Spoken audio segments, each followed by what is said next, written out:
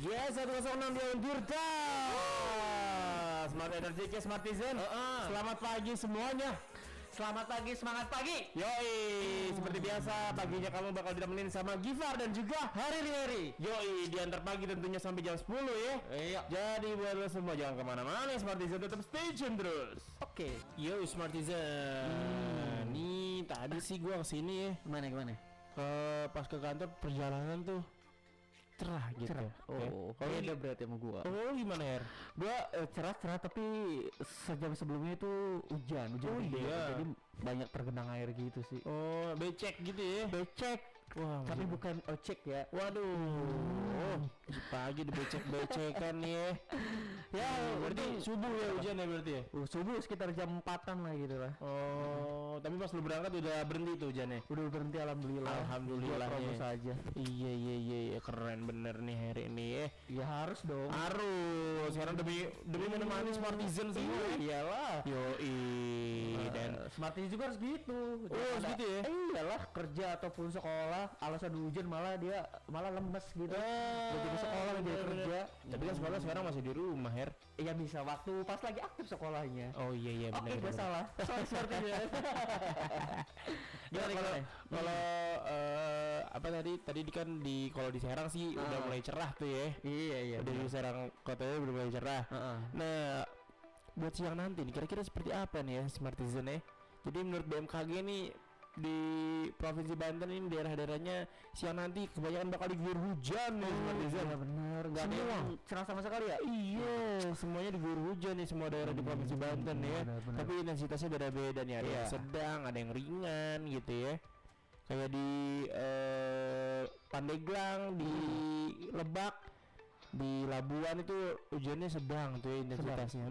Kalau di Ciruas, Cilegon, Ya. di Bojo, terus di Serang ini intensitasnya ringan aja. Iya. Mungkin gerimis-gerimis manja gitu ya. Iya dong. Ya, ilah.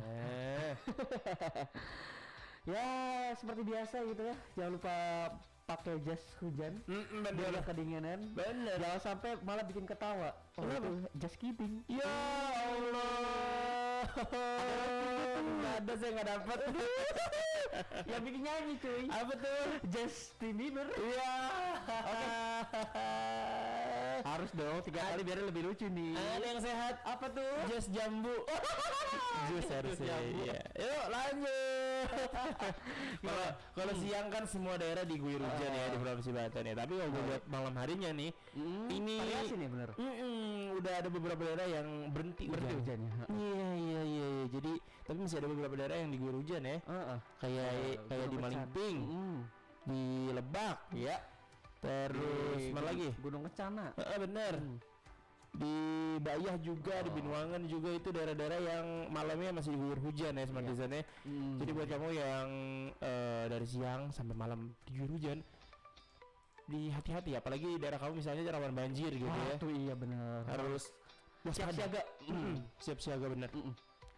Kalau bisa sih kalau misalkan emang takut kejadian banjir gitu ya, si barang-barang berharga taruhnya di atas aja, di lantai 2 gitu atau diamanin lah ya pokoknya. Barang berharga itu bukan cuma uang atau perhiasan ya. Betul. Ijazah, Bener. SK, banyak lagi dari surat tanah, gitu lah BPKB ya kan.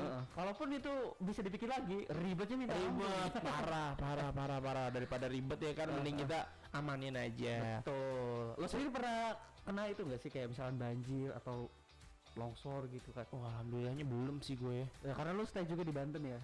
Iya. Di Serang maksudnya. Kota Serang. Belum pernah sih, alhamdulillah sih ya. Alhamdulillah juga sih kalau Kota Serang belum ada kejadian yang sampai Jangan sampai lah. ya. Jangan sampai lah ya.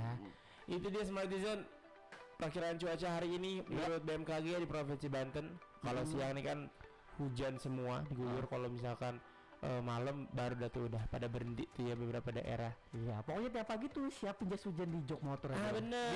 Biar aman gitu kan. Bener. Jadi biar kamu kalau misalkan mau beraktivitas kemanapun itu tetap tidak bisa ya. Tidak beban gitu.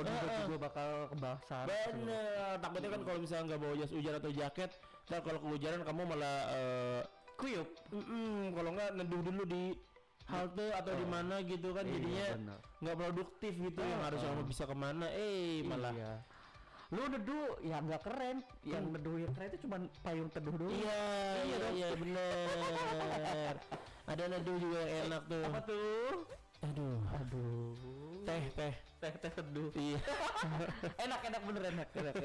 Ayo dong, ini apa promo apa ke masuk ke sini gitu ya. Iya, teh herbal nggak apa-apa, teh herbal. Iya, bener. GPU nggak apa-apa deh. Gua turut. Netizen, ternyata di tanggal 31 Maret ini ada peristiwa yang terjadi nih. Iya, peristiwa bersejarah banget nih. Ada apa nih, Hen? Jadi pada tanggal 31 Maret 2021 ini bertepatan dengan penentuan titik garis khatulistiwa. Sejarahnya itu ada seorang ekspedisi dari Belanda datang ke Indonesia, lebih tepatnya di kota Pontianak untuk menentukan titik atau tonggak garis khatulistiwa yang menandai didirikannya Tugu Khatulistiwa. Peristiwa ini yang sangat penting ini terjadi pada tanggal 31 Maret 1928. Buset. Udah puluhan tahun ya. Buset 1928 loh, Bro. Jadi kalau main apa jalan-jalan ke Pontianak ada tuh tugu besarnya. Ada Tugu Khatulistiwa ya. Titik apa? Titik derajatnya 0 derajatnya. Titik garis Nanti ada khatulistiwa. pembahasan lagi. Iya. Jadi berdasarkan catatan yang diperoleh pada 1941, konstruksi tugu pertama berbentuk tonggak dengan anak panah ini, yang mana konstruksi tersebut dibuat berdasarkan hasil pengukuran yang menunjukkan posisi tepat Tugu Khatulistiwa pada 0 derajat. Tapi tidak dalam skala tepat 0 menit dan detiknya. Tapi jadi menurut hasil pengukuran terbaru dengan menggunakan Global Positioning System atau GPS dan stakeout atau titik 0 garis khatulistiwa ini dikoreksi oleh tim BPPT pada 2005 lalu.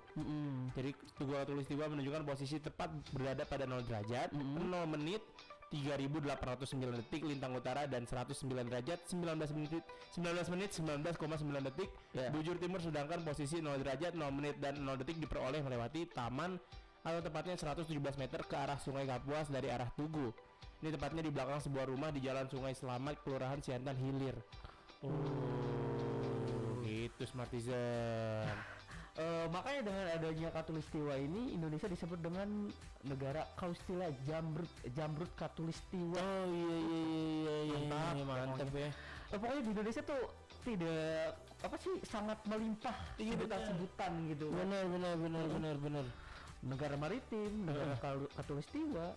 Iya, kalau nggak salah tuh ya, kalau misalnya lu main ke Tugu Khatulistiwa, lu kalau berdiri di situ tuh nggak ada bayangan gitu kalau kita iya betul. bener ya? Bener ya?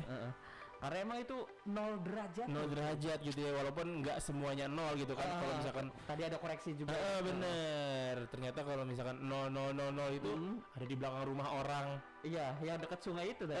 Yang dekat sungai itu kalau misalnya apa namanya, dinego sama pemerintahan Pontianak tuh gitu ya? Dipindahin, dapat duit banyak tuh doi itu ya. Bener, parah tuh. Iya ya, siapa tahu bangun karena pengen bener-bener persis sama gitu kan. Pak di rumah belakang rumah saya nih 0 Pak, Bapak berani bayarin berapa gitu kan. Ya udah nih, saya bayarin pakai Tugu yang sebelumnya buat kamu.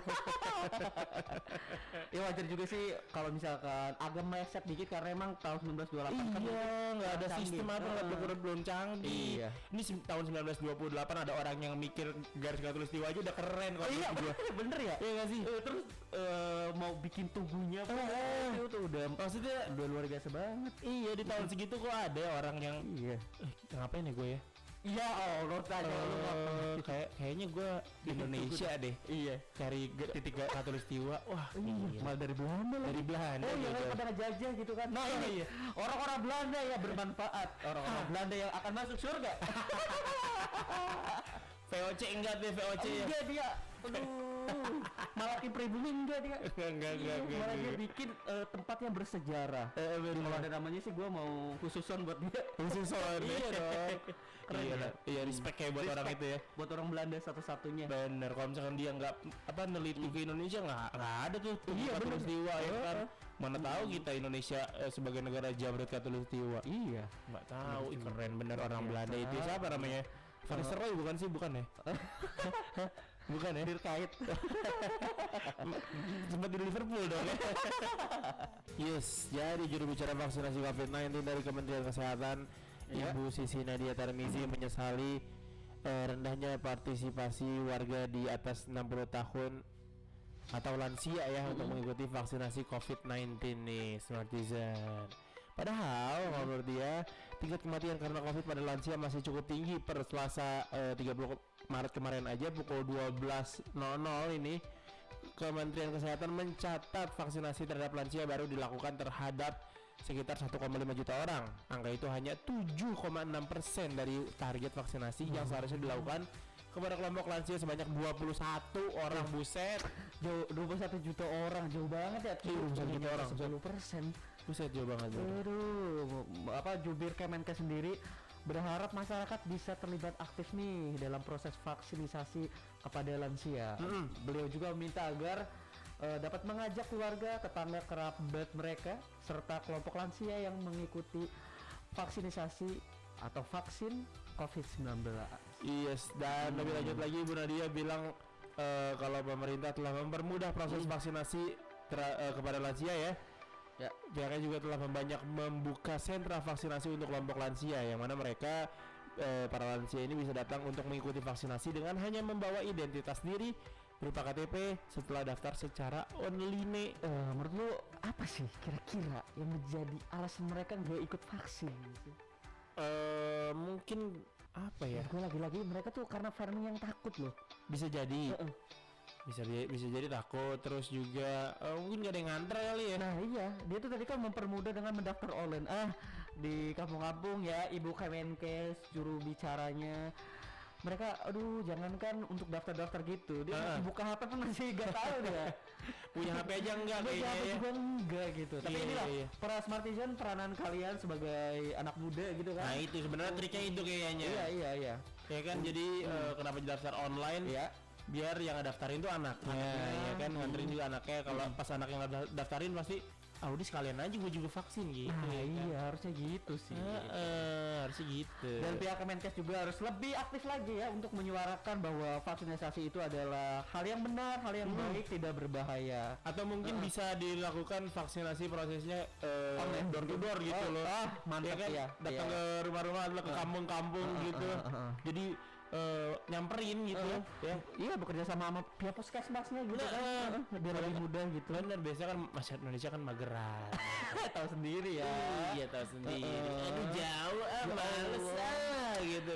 Cari rezeki aja kadang susah, apalagi buat berobat begitu. Bener banget. Aduh cegukan lagi gua. Itu dia ya Smartisan ya. Ya kalau bukan sistem rekrutmen, salah tuh gua. Kalau misalnya kamu punya sanak keluarga atau nenek kakek kamu yang belum divaksin, ayo ajak coba ya si kakek nenek kamu biar terhindar dari COVID-19 karena angka kematian gara-gara COVID terhadap lansia cukup tinggi soalnya kan. Betul. Cuma ya caranya jangan kayak ngajak suntik adik-adik kita dong. Iya. Ayo deh cuma disuntik kayak apa dijemput doang. Ya jangan dong. Kata kakek neneknya ya itu omongan gua waktu ngomong ke lu waktu sunat gila. Kenapa lu balikin gua masih ingat kan? Iya. Jadi dengan cara-cara emang pemahaman yang bener aja ya. Jangan sampai kayak seolah-olah jadi anak kecil lagi. Yuk ibu kita yuk vaksinasi kayak ngajak imunisasi gitu. Nanti dapat Oreo gitu. Jangan ya. Jangan ya. Smartisan, seperti yang kita ketahui bahwasannya negara dari Myanmar, salah satu negara Asia Tenggara, sedang tidak baik-baik saja. Betul. Terjadi kudeta ya, info terbarunya bahwa sekarang lagi konflik lah ya, benar di internal negara mereka. Gimana? Negara bagian Manipur di perbatasan India mencabut perintah yang meminta para pejabatnya agar menolak dengan sopan para pengungsi yang menyeberang dari Myanmar. Nah, Kementerian dari Negeri Manipur ini yang mengeluarkan perintah tersebut mengatakan instruksinya telah disalahartikan. Perintah sebelumnya dikeluarkan di tengah laporan pengungsi dari Myanmar memasuki Manipur yang terletak di timur laut India. banyak dari mereka yang melarikan diri setelah kudeta militer bulan lalu yang menggulingkan pemerintahan demokratis. Wajar juga sih ya. Wajar juga lah kalau emang di negaranya sedang konflik ya, masyarakatnya nggak nyaman dan banyak juga yang itu ya yang meninggal. Iya benar-benar. Waduh, benar. Akhirnya mereka ngungsi di negara India.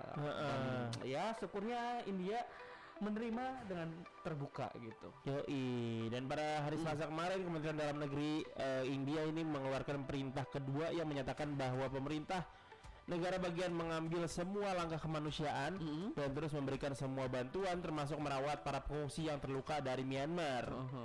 Yang mana perjanjian antara India dan Myanmar memungkinkan warga di dua negara itu melintasi perbatasan dan tinggal di negara tersebut selama 14 hari.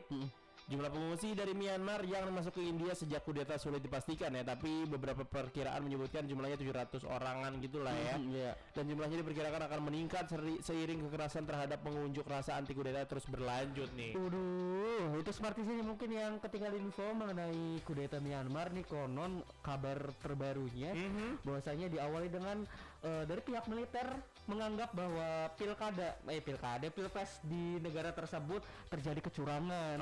Makanya dari pihak militer mengambil alih.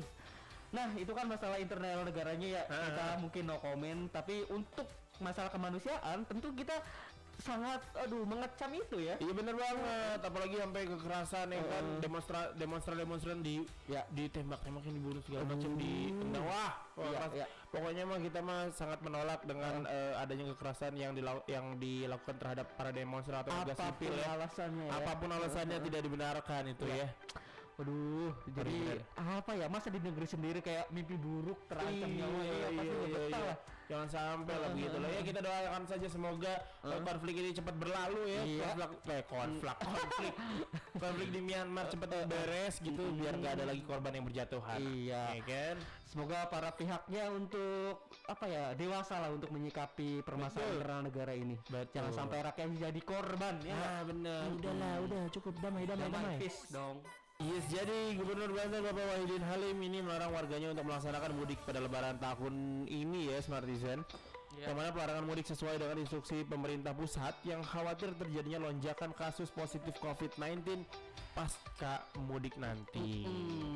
Tentu juga mengantisipasi nih supaya masyarakat gak mudik. Bapak Wahidin melakukan pengetatan wilayah sebagai akses keluar masuk Banten. Beliau juga sangat mengkhawatirkan sekali nih kondisi zona risiko penularan COVID-19 berubah-ubah dari kuning ke oranye. Saat ini dua wilayah yakni Kabupaten Tangerang dan Pandeglang masuk zona kuning atau risiko penularan rendah nih. Seperti yang dari Pandeglang harus hati-hati ya. Sedangkan 6 daerah lainnya masuk zona oranye atau resiko penularan COVID-19 sedang. Ya, benar banget. Dan Pak Wahidin juga meminta kepada masyarakat Banten untuk lebih banyak berdiam diri di rumah dan tetap mematuhi protokol kesehatan saat beraktivitas di luar rumah. Yoi, harus dong ya, Smartizen jangan meremehkan COVID ini. Betul. Meskipun kan udah bete, udah gabut setahun. Ya, lu jangan mementingkan diri lo sendiri kan? Iya, benar. Ada orang yang harus mungkin dia udah udah benar-benar jaga kesehatannya, tapi dengan sikap lo yang kayak bodoh amatan itu, dan kalau sampai misal ketularan itu merugikan banget. Iya benar. Jadi lo kalau misalnya kalau misalnya keluar ya tetap pakai masker lah ya. Terus juga rajin-rajin cuci tangan. Kalau misalkan nggak sehat nggak usah lah keluar di rumah aja udah. Ya. Meskipun lo nggak percaya ataupun apapun itu ya, seenggaknya lo harus peduli. Betul. Iya, kesehatan orang lain lah. Bener karena COVID nggak nyerang lu doang gitu ya kan. Orang sekitar juga bisa kena resiko itu. Betul. Itu dia tuh yang ngeri tuh ya. Kalau misalkan lu OTG yang kena dari lu kan nggak tahu tuh ya. Mungkin lu karena anak muda masih sehat-sehat aja. Bener. Gak tahu mungkin ada kakek-kakek lagi istirahat, lagi nyebor jalan biasanya. Iya, kakek-kakek kayak gitu. Lagi nyiram tanaman gitu kan. Lagi bakar sampah. Aduh, enggak dong. lagi nyiram. Lagi Sanmori. Yes, Smartizen. Gimana nih, Her? Nah, iya jadi videonya sempat viral di YouTube. Banyak yang nyebarin. Jadi emang polisi dari Cilegon menangkap terduga maling yang viral dikira pocong. Nah ini lucu banget nih. Dia lari di atap rumah warga Cilegon. Dia berinisial RS. Ditangkap sepekan setelah videonya yang viral. Kapolsek Pulau Merak, Kompol Rifki Seftirian mengatakan pelaku masuk ke rumah seorang warga di lingkungan Babakan Turi, RT 04, RW 02, Kecamatan Pulau Merak, Kota Cilegon. Nah, si pelaku ini lari ke atap rumah salah satu warga Cilegon karena terjatuh dari atap rumah saat menjalankan aksinya. Oh, mampus kan? Iya. Dan Rifki juga menjelaskan kalau pelaku si RS ini ya sempat viral di media sosial karena dikira pocong. Yang mana aksinya itu direkam oleh salah seorang warga. Di video itu kemudian viral di media sosial dengan narasi pocong lari di atap rumah warga. Waduh, ya Allah. Namun setelah ditelusuri, rekaman itu ternyata maling yang ketahuan saat menjalankan aksinya hendak masuk ke rumah salah satu seorang warga di Cilegon. Polisi menegaskan video itu bukan sesosok pocong tapi maling. Iya, dari bentuknya aja kita sudah memastikan kalau itu maling dong. Masa pocong lari? Iya. Tapi dia pakai baju putih sih, ada effortnya. Iya. untuk jadi kostum pocong. Ya, tapi untuk dia jadi pocong lah ya. Kalau misalkan dia jadi tuyul kan lebih berarti dia pakai kolor doang. Lagian tuyul masa gede. Iya tuyul juga. Kan kecil. Emang lu pernah lihat tuyul? Pernah. Aduh. Sama Mbak Yul. Aduh, itu kan sinetron dong. Mana pakai boxer lagi tuyulnya di situ ya. Iya. Aduh, nih untuk warga Cilegon ya, hati-hati ya. Benar. Jangan sampai lagi lain kali lihat di atap rumah warga. Takutnya item-item nanti dikira gondoruo. Ya padahal maling juga. Ya kan takutnya emang sekarang modusnya adalah maling dengan cara menjadi setan gitu ya biar takut, biar bener. Nggak berani nangkep, biar nggak berani gerebek. Jadi buat lo Smartizen yang ada di Cilegon, kalau misalkan ada hal yang mencurigakan di atas rumah lo atau di atas rumah tetangga lo gitu ya, wah kayaknya ada penampakan gitu, bukan itu maling, udah langsung aja gerebek aja. Ya deketin aja, dipeluk. Kalau misalkan nggak ketangkap pasti blok, ya berarti setan beneran. Yes, Smartizen udah jam 8 nih. Kita ngapain ya?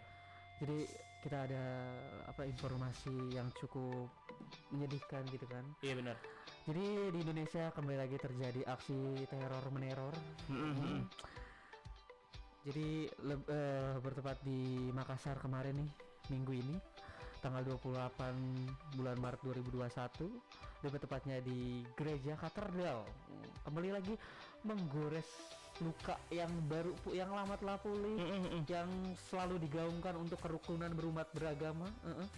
Jadi kemarin setelah pengeboman itu adalah seorang pelaku dengan sepasang suami istri yang berafiliasi dengan kelompok Jamaah Ansharut Daulah JAD. Kelompok ini adalah kelompok teroris jelas, salah satu organisasi teroris yang melancarkan aksi pembunuhan juga di 3 gereja Surabaya di tahun kemarin nih. Pasangan suami istri ini berinisial L suaminya dan YSF untuk si istri.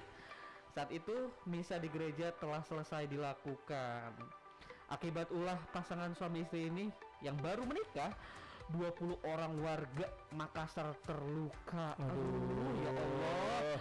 Ini mbaknya sama masnya baru nikah loh. Mendingan bulan madu aja ya, daripada ngebom malah. Ini ngaco nih ini orang berdua nih ya.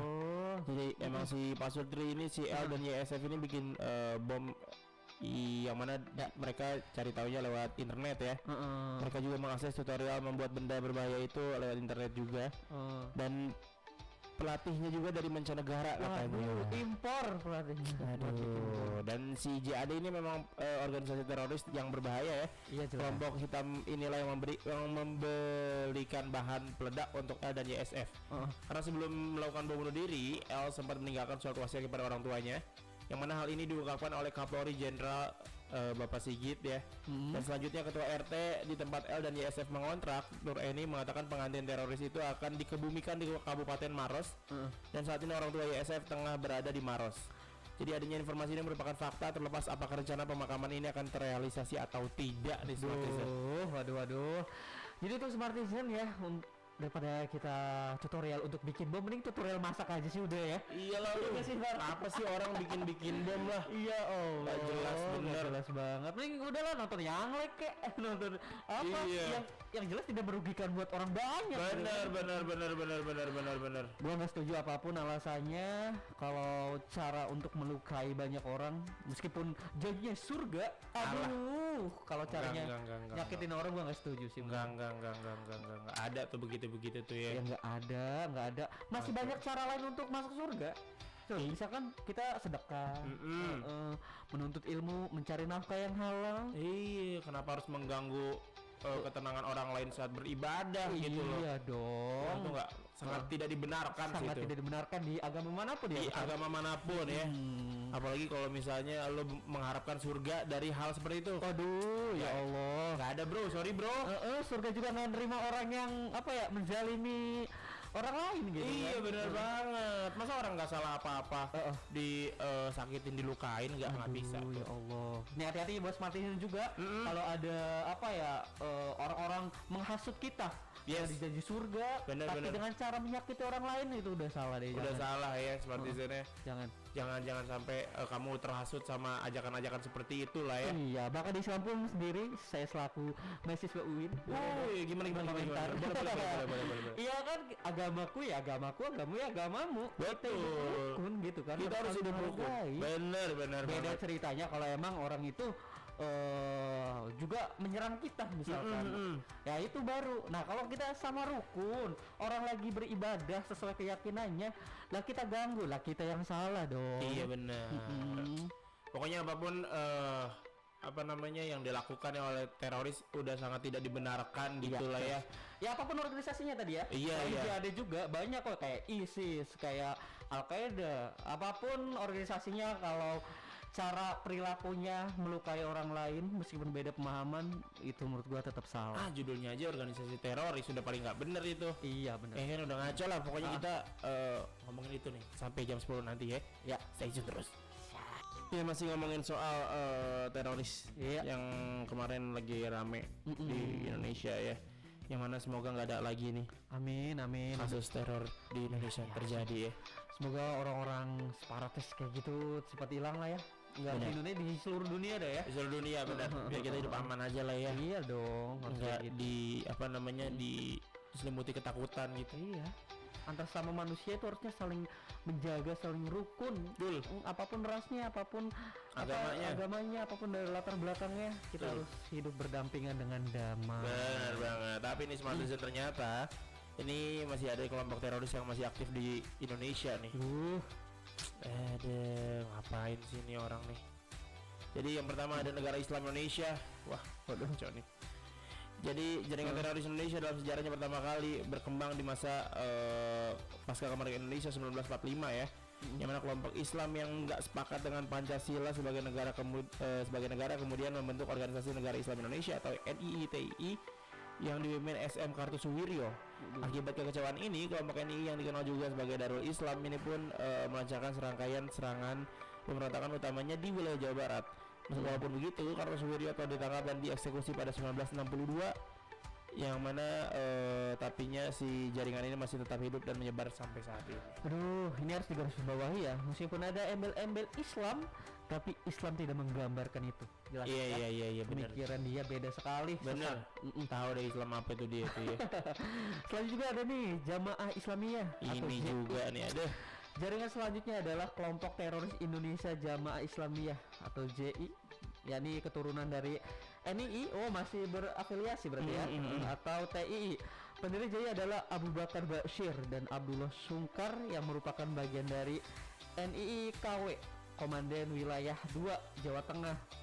Namun Jamaah Islamiyah baru dibangun di Malaysia. Oh, dari negara tetangga nih, pada tahun 1993 setelah Abu Bakar Bashir melarikan diri ke sana pada 1982. Jamaah Islamiyah dipercaya sebagai dalang di balik banyak serangan teror seperti bom Bali 2002 dan bom Bali JW Marriott di Jakarta. Waduh, gimana ini bang? Aduh, nggak tahu deh gue ya. Masih aja. Ternyata organisasi teroris itu masih aktif di Indonesia. Iya, selanjutnya nih ada Majelis Mujahidin Indonesia atau MMI ya. Jadi kelompok teroris ini masih aktif dan diinisiasi juga oleh Abu Bakar Bashir yang sebelumnya mendirikan Jamaah Islamiyah. Dan MMI juga disebutkan terafiliasi dengan Al-Qaeda di Suriah dan Front Al-Nusrah. MMI juga merupakan organisasi pengembangan dari Darul Islam dan kemudian berubah nama lagi menjadi Jamaah Ansarut Tauhid atau JAT. Selanjutnya nih yang terakhir ada Jamaah Ansarut Khilafah atau JAK. JAK sendiri telah ada di Indonesia sejak tahun 2016, masih baru sebenarnya ya. Dan mendapuk diri dengan nama JAK Nusantara. Kelompok teroris ini dipimpin oleh Bahru Naim yang merupakan Khatibah Nusantara ISIS Indonesia. Aduh, orang apa ya? ISIS juga ini musuh dunia banget, sekarang udah di Indonesia. Aduh, yalah untuk para tentara penjaga NKRI semoga bisa melindungi ya dari orang-orang kejam ini. Benar. Dia akan terbagi menjadi dua, yakni JAK Masyrik wilayah timur dan JAK Maghrib dari wilayah barat. Dan seiring berjalannya waktu kelompok ini bekerja sama dengan JAD.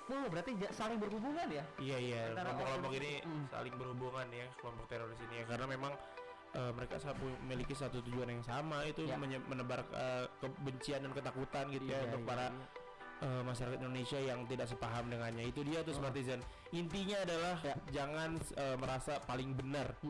Ya kan, kalau misalnya lu merasa paling benar dan lu nganggap semua orang yang nggak sama-sama lu itu adalah salah, itu adalah awal dari apa ya, kebencian itu timbul. Iya. Ya kan, ini lebih parahnya bisa jadi lu ada pikiran buat kayak orang kayak gini nggak bener nih, kita basmi aja. Nah itu tuh, aduh bahaya ya kan? Bahaya. Jadi biasanya tuh ya para teroris tuh menganggap yang beda pemainnya dengan dia itu darahnya halal. Itu makanya Smartisan dari kita harus memiliki dasar yang kuat gitu ya, tentang apa kalau misalnya hidup rukun tuh nggak selalu harus sama seragam gitu ya kan. Kita tuh berbeda-beda kan, Bhinneka Tunggal Ika ya kan. Iya jelas. Beda-beda tetap satu jua gitu. Tuhan juga menciptakan kita berbeda-beda untuk saling mengenal. Betul. Untuk saling menyerang atau lain. Bayangin aja kalau warna di dunia ini cuma satu. Ya nggak seru. Nggak seru bener. Pelangi juga sama. Coba pelangi warnanya cuma putih doang atau abu-abu monyet gitu. Ya Allah, abu-abu monyet lagi jelek bener. Masih ngomongin soal teroris nih ya, karena memang polisi menyadari kalau ternyata banyak banget doktrin-doktrin yang disebarluaskan oleh para teroris ini kepada para pengikutnya ya. Maka dari itu Kapolri menggandeng Kementerian Agama untuk cegah doktrin terorisme di tengah masyarakat nih, Smartisan. Jadi katanya Jenderal Polisi Listio Sigit Prabowo akan memperkuat tindakan pencegahan doktrin terorisme pada masyarakat. Ya. Listio sendiri menjelaskan upaya itu dilakukan untuk terus berkoordinasi bersama Kementerian Agama dan berbagai ormas pemuda dan keagamaan di Indonesia. Selain itu juga Listio meminta masyarakat untuk tetap tenang, dan dia menjelaskan kalau pihak kepolisian akan mengusut tuntas jaringan terorisme di Indonesia. Iya benar. Dan menurut beliau, Kapolri Jenderal Listio Sigit Prabowo, tim Densus 88 Polri telah mengamankan 5 orang terduga teroris jaringan Jamaah Ansarut Daulah JAD. 5 orang tersebut memiliki hubungan dengan 2 pelaku bom bunuh diri di gereja Katedral Makassar nih minggu kemarin. Selain itu kepolisian juga mengamankan 4 orang terduga pelaku terorisme beserta 5 bom aktif. Aduh ya Allah, yang siap digunakan dari penggerebekan di wilayah Condet, Jakarta Timur dan Kabupaten Bekasi, Jawa Barat. Untung ditangkap loh. Ya, emosi ya kita ya. Bener banget. Ngaco tuh orang tuh ya. Mau puasa loh ini loh. Mau puasa loh. Mau apa, bulan yang suci. Mau pengen ngerusak momen Ramadan. Aduh ya Allah. Untungnya udah ditangkap memang polisi sama tim Densus 88. Semoga semakin banyak tuh ya teroris yang ditangkap semakin banyak biar nggak ada lagi aksi teror di Indonesia ini sampai ke akar-akarnya gitu kan. Iya, benar. Nah untuk pihak kepolisian pun jadi untuk menangkap para teror ini seharusnya jangan ketika ada kasus dulu. Jadi lebih baik mencegah. Jadi kalau misalkan ada nih terindikasi orang-orang yang berkaitan dengan kelompok-kelompok teroris udah langsung disergap aja lah. Benar. Mungkin bisa bekerja sama dengan BIN ya, bantuan dari intelijen negara gitu ya. Biar semakin mudah gitu menangkapnya gitu ya. Mencari si jaringan teroris ini. Menurut gue ya kebijakan beliau Kapolri dengan menggandeng Menteri Agama itu udah sangat bagus sih. Benar. Jadi ingat jelas ya, Menteri Agama Indonesia itu bukan Menteri Agamanya umat Islam doang. Betul. Ini Menteri Agama seluruh agama yang ada di Indonesia. Agama Islam, Kristen, Katolik, Konghucu, Buddha dan Hindu. Yes. Jadi untuk Menteri Agama juga terus menanamkan benih-benih kerukunan terhadap seluruh Indonesia apapun agamanya. Bener banget. Iya, masih ngomongin soal teroris.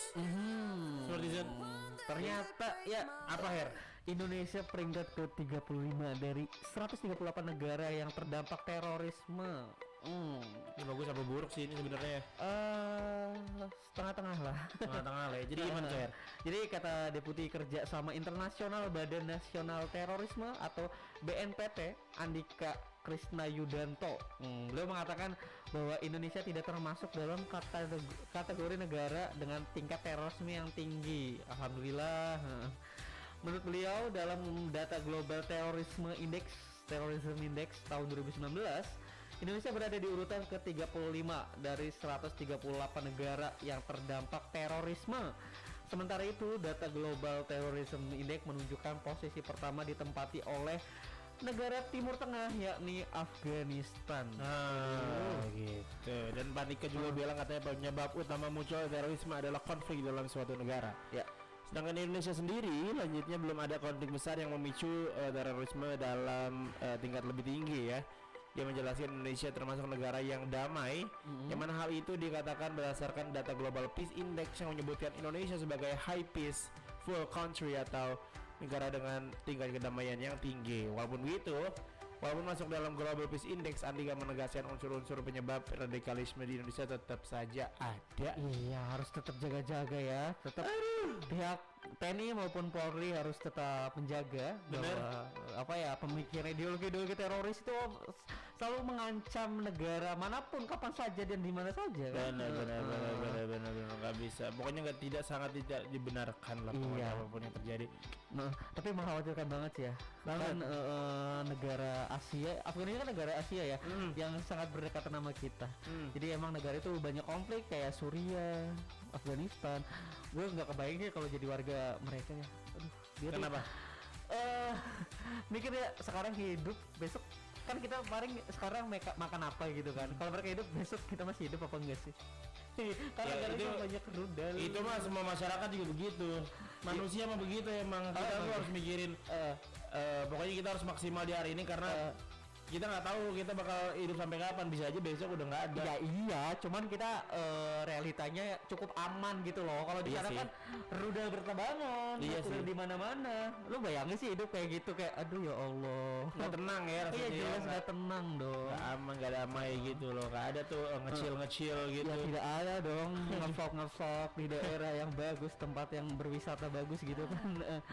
Makanya Smartizen ya biar kita bisa terus bisa terus liburan, bisa terus aman, damai gitu. Kita harus menjaga Indonesia ini dari serangan-serangan ideologi terorisme itu ya. Jelas. Apa aksi terorisme yang paling lu ingat apa? Yang paling gue inget sih di Indonesia ya. Itu yang Ritz Carlton itu JW Marriott. Bali juga gue ingat. Yang waktu MU gak jadi kesini. Betul. Aduh sayang banget. Kalau gue sih yang paling terngiang yang tahun 2016 kemana tuh yang di Starbucks MH Tamrin ya. Oh iya tembak-tembakan itu ya. Aduh itu udah kayak GTA cuy. Iya benar. Makanya mulai dari situ kan baju polisi yang turn back crime akhirnya menjadi apa ya, laris tuh ya, laris banget tuh. Dan emang keren sih, keren banget. Gue nonton videonya berkali-kali dan waduh gila, itu gila tembak-tembakan cuy. Iya parah. Yang dibalik mobil gitu kan. Keren sih itu ya. Keren. Itu dia Smartizen. Dan setelah ini kita bakal ngasih tahu soal bagaimana caranya untuk mencegah aksi terorisme nih ya Smartizennya. Jadi buat lo dengerin terus nih sampai jam 10. Sekarang kita mau ngasih tahu nih gimana caranya buat lo semua Smartizen mencegah aksi terorisme yang terjadi di sekitar lo ya Smartizen ya. Iya benar banget. Jadi gimana tuh ya? Jadi yang pertama tuh menggunakan media sosial dengan bijak. Nah jelas harus banget nih. Tingginya tingkat pengguna internet saat ini dimanfaatkan para pelaku teror untuk menyebarkan konten kebencian, benih ketakutan dan hoax. Oh, jangan mudah terprovokasi. Bener. Selalu periksa kredibilitas informasi yang kamu baca dengan merujuk pada media berita nasional. Bener banget. Jangan langsung percaya ya. Iya jelas. Jangan gampang meneruskan video dan foto-foto yang dibagikan di chat grup jika belum terkonfirmasi kebenarannya. Nah, ini dia nih. Biasanya banyak banget di grup-grup keluarga kita ya kan main teruskan, main forward aja. Kadang supaya kita menjadi orang pertama untuk memberi info itu. Iya, apa sih emangnya apa untungnya? untungnya jadi orang pertama tuh ya kan, ya ampun. Ngapain sih gitu loh. Gak dapet apa-apa juga boy. Yang kedua nih ya, melawan kebencian dengan kebaikan. Jadi ada patah yang bilang katanya kejahatan merajalela bukan karena banyaknya jumlah penjahat, tapi karena diamnya orang-orang baik. Jadi menjadi pasif sesungguhnya tidak memperbaiki keadaan ya, tapi sikap demikian hanya menguntungkan teroris untuk semakin leluasa melancarkan aksi mereka. Nah, sebarkan pesan tentang indahnya keberagaman dan toleransi di negeri ini, tunjukkan bahwa kita tidak takut. Betul. Selanjutnya ada memperluas pergaulan dengan orang yang berbeda latar belakang. Nah gini, kadang orang ini bukan berarti lo introvert harus berdiam diri di rumah dengan pemikiran tertutup. Jangan dong. Tak kenal maka tak sayang. Nah ini istilah yang sering orang-orang bahas.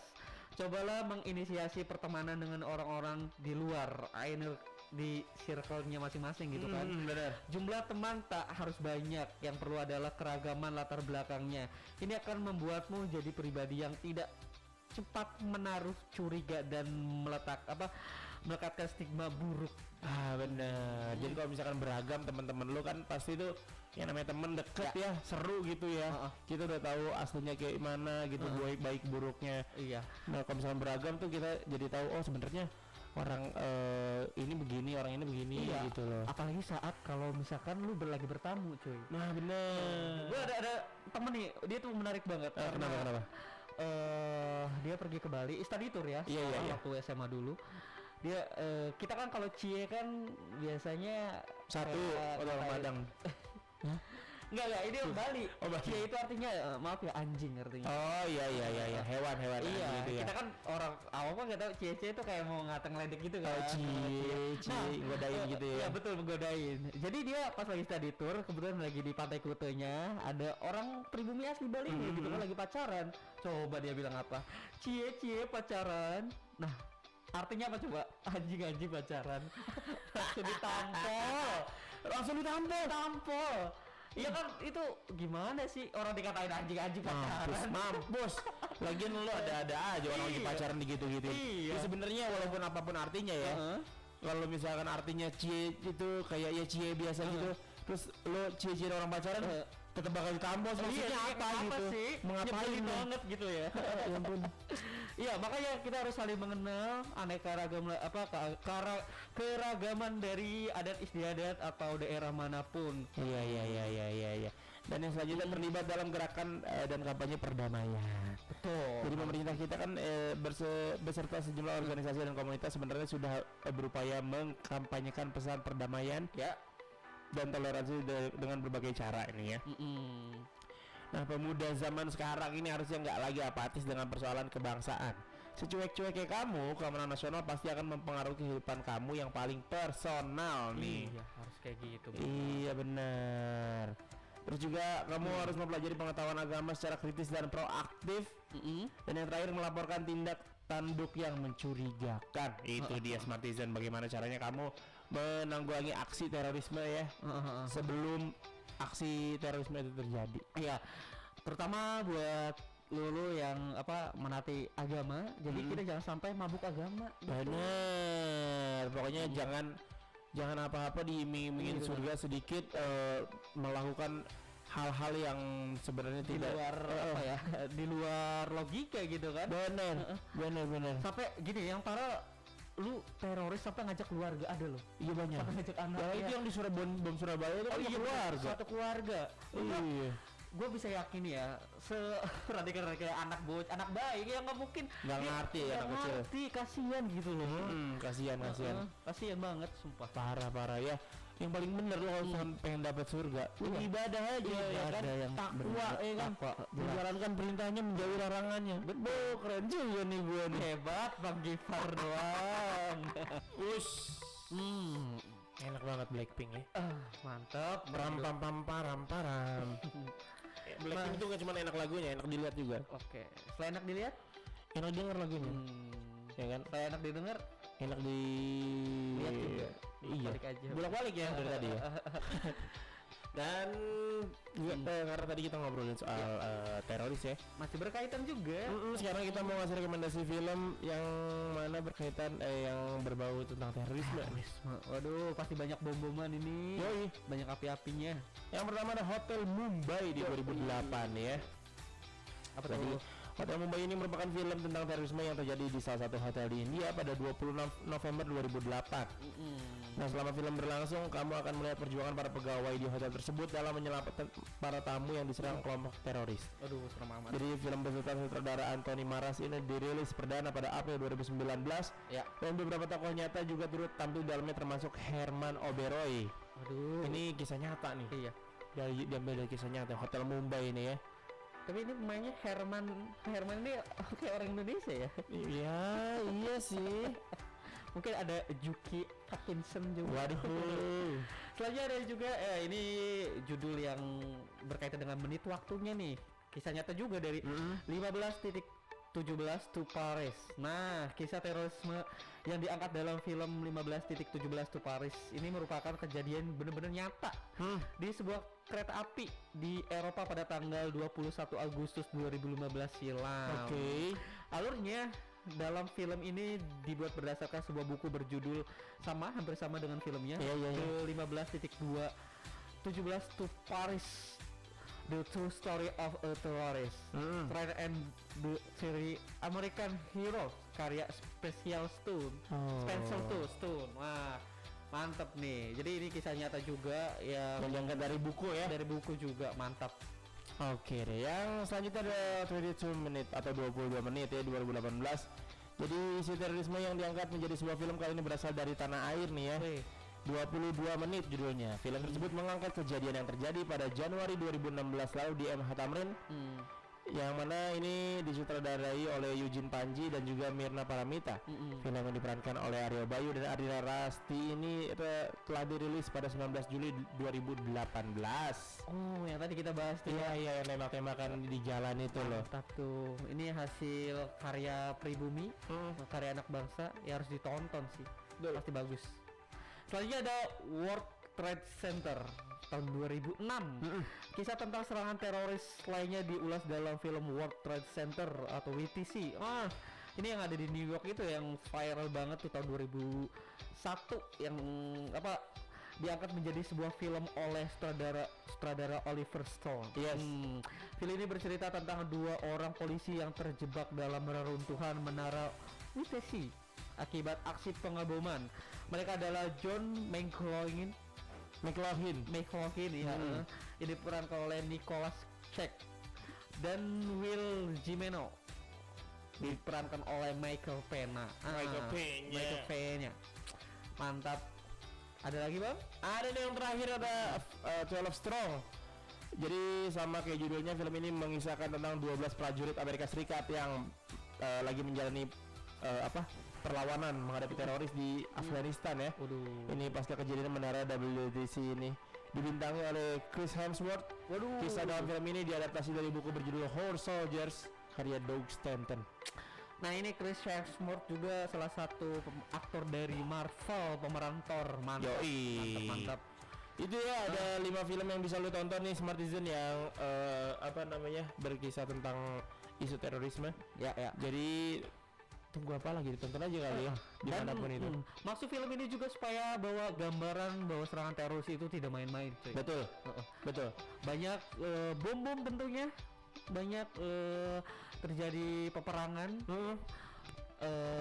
Apalagi Terlebih ada di film ini mayoritasnya cerita bener-bener asli dan nyata ya. Iya benar banget. Jadi yang paling utama sih apapun yang terjadi, walaupun masih ada teroris aksi teror di mana-mana, yang paling penting kita nggak boleh takut ya. Kita harus saling membahu untuk melawan isu terorisme ini. Betul? Sekali. Ada konser musik rock yang dilakukan di tengah pandemi. Ya. Keren. Ini di luar negeri ya. Di luar negeri, karena Indonesia belum bisa di Indonesia. Jadi kira-kira ada 5.000 orang yang diperbolehkan untuk menyaksikan konser musik rock di Barcelona, Spanyol ya. Jadi penyelenggara ini telah memastikan mereka negatif COVID-19. Terus calon penonton konser musik di Barcelona juga harus lolos tes COVID terlebih dahulu sebelum diperbolehkan masuk lokasi acara.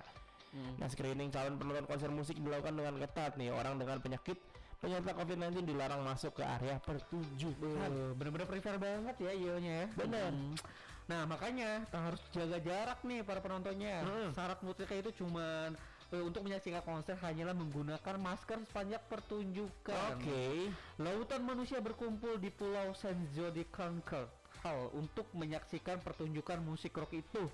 Mantep nih, konser ini disebut jadi konser tanpa jaga jarak pertama yang digelar di Eropa sejak pandemi. Sejumlah musisi yang tampil mengaku menangis. Wah wajar banget ya, karena udah setahun melihat kerumunan penonton lagi gitu. Hal yang sudah sangat lama tidak mereka lihat sejak pandemi COVID-19. Masker berkualitas tinggi disediakan penyelenggara. Hal tersebut yang menjadi satu-satunya syarat harus dilakukan penonton diperbolehkan masuk tempat konser. Wah, gue sih mau ya kalau misalkan ini ada di Indonesia gitu. Lu mau? Lu mau sih juga. Ya maksudnya apapun musiknya gitu. Oh iya, karena emang udah kangen banget sih ya. Kangen gue nonton konser gitu kan ya. Walaupun syaratnya pakai masker setiap berkualitas tinggi loh. Iya, nggak apa-apa gitu ya, mau pakai masker sepanjang acara nggak apa-apa. Yang penting mah bisa nonton tanpa jaga jarak apa segala macam gitu ya. Ya buat kita yang anak kosan, masker berkualitas tinggi itu maksudnya apa? Masker berbalut baja. Ya karena masker mahal banget cuy yang berkualitas tinggi. Yang kayak gimana ya berkualitas tinggi lagi gue nggak tahu. Yang sering dipakai artis itu yang aneh-aneh banget tuh maskernya, tau gak sih? Enggak, standar itu yang dipakai artis mah. Enggak, masker banyak loh yang mahal-mahal. Iya sih, emang banyak macamnya sih ya. Tapi ya kita berdoa aja semoga cepet-cepet Indonesia juga bisa dilaksanakan ya konser kayak gini. Karena musisi sangat terdampak banget pandemi ini. Terus juga kita juga udah kangen banget sama konser ya. Kira-kira lo kalau misalkan ada konser, band apa yang lo atau penyanyi apa yang paling lo tungguin nih konsernya? Wah, di Indonesia ya? Juga gue kalau ditanya begitu ya. Banyak sih, soalnya banyak di tengah pandemi kan banyak musisi yang rilis lagu, rilis album gitu ya. Jadi pokoknya apapun konsernya, kalau misalnya ada konser setelah pandemi ini gue langsung nonton sih. Bener. Iya, gue langsung nonton. Kalau tim lo gue tonton lah ya. Gamawan gue tonton. Menang dia undir ta. Smart dan energik. Yes, terima kasih Smartizen udah dengerin dari jam 6 ya. Yoi. Besok kita ketemu lagi di waktu dan jam yang sama. Pasti. Yoi, mohon maaf kalau misalnya banyak salah-salah kata ya. Ya. So Gifar pamit dan Harry pamit. Diantar pagi pamit. Bye bye.